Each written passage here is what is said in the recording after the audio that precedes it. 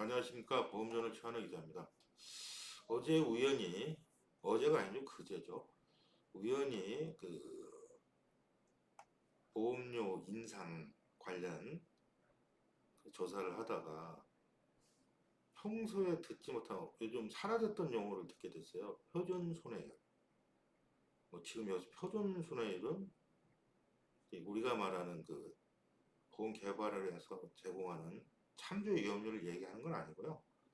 용어를 전달력을 높이기 위해서 담보별 손해율 가이드라인을 금융당국이 검토 중이라고 얘기를 들었어요. 근데 이게 지금 무저해지 보험의 해지율 가정 이슈로 인해서 거기서 일단락 된 걸로 저는 이제 생각했었는데, 그렇지 않고 지금 보험사별로, 예를 들어서 보험사별로 과도한 세분화 담보 경쟁을 하다 보니까 이 보험료 있죠.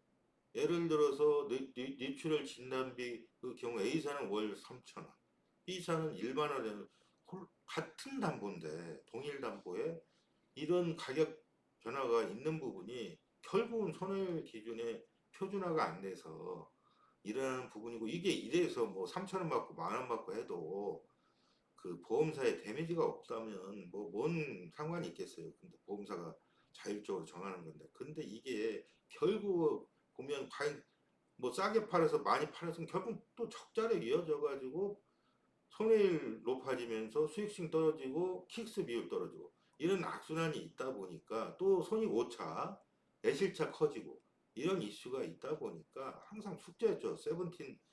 2023년 세븐틴 도입 이후 애실차 이슈는 막 항상 실수였습니다. 경험치가 없다 보니까. 그러다 보니까 이제 금융감독원이 위험률 산출 관련 가이드라인을 마련 중인 걸로 알려졌습니다. 이게 이제 우리가 말하는 표준신계약비, 표준신계약비 내에 사업비율 관리, 내년 1월부터 시행되죠.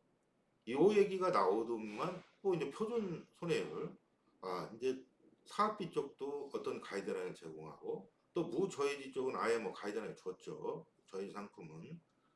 그 다음에 이제 표준 손해까지 이제 이런 가이드라인을 줘가지고 보험사가 이걸 참조해서 세분화해라. 이런 접근을 하는 겁니다. 왜 이제 자기들도 지켜보다 하니까 너무 갭 차이가 크다 보니까, 그리고 이제 이 갭이 자율로 손해를 하다 보니까 이 갭도 너무 크고, 그러다 보니까 이제 금감원 차원에서 행정 지도 차원에서 이걸 만들고 있나 봅니다. 위험률 담보별 손해율 가이드라인. 근데 이제 이게에 맞물려 보험 한국 계리사협회도 담보별 세부 가이드라인을 뭐 착수하고 있는 것 같아요. 작업 착수가 들어간 것 같아요. 그러면 지금 금감원 손해율 가이드라인을 제시하기 전 업계 차원에서 자율적인 기준 후 선제적인 대응을 하고자 하는 움직임으로 보여집니다. 지금 금감원은 진작에 지금 손해율 대리석 과정이 있죠. 애실차에 영향을 주는 사업비, 해지율, 근데 해지율은 먼저 나왔고요.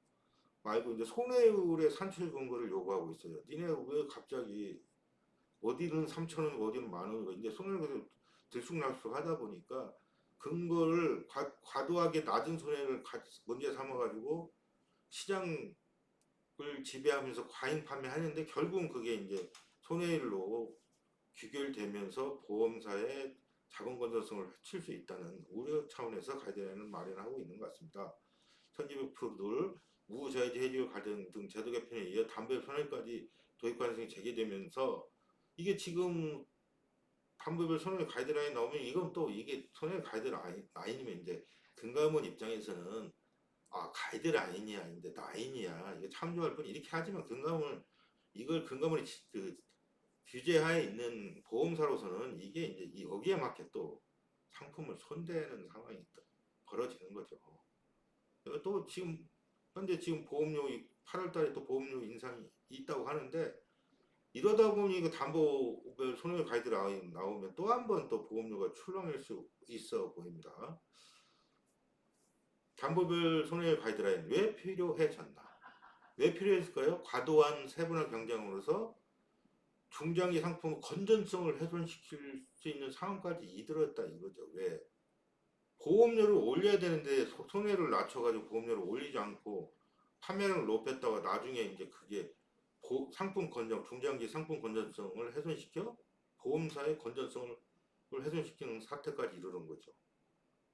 지금 결국은 이 금감원 일에 나서는 이유는 업계의 경쟁을 올리는 거죠. 손해를 지나치게 낮게 하자 보험료를 인위적으로 낮춘 결과 과잉 판매와 적자 확대로 판매 상품 수익성이 훼손당하는 걸 막기 위해서 가이드라인 주고 가이드라인 줬다고 해서 뭐 가만히 있겠습니까? 모니터링 하겠죠. 자, 결국은 아까 말씀드린 거죠. 서두에도 보험료의 그 결정은 보험사의 자율입니다. 그래서 금감원이 뭐 직접 규제하고 뭐 이렇게 대놓고 할 수는 없어요. 그래서 가이드라인 이름으로 그 타이틀을 달고 나오는데 사실상 표준순회율 도입이 이제 만약에 가이드를 나오면 뭐 어떤 의사가 막 손해를 놓고 듣고보고 어디는 60이고 어디는 90이고 이런 차이가 어느 정도 평균에 수렴해질 거란 얘기죠.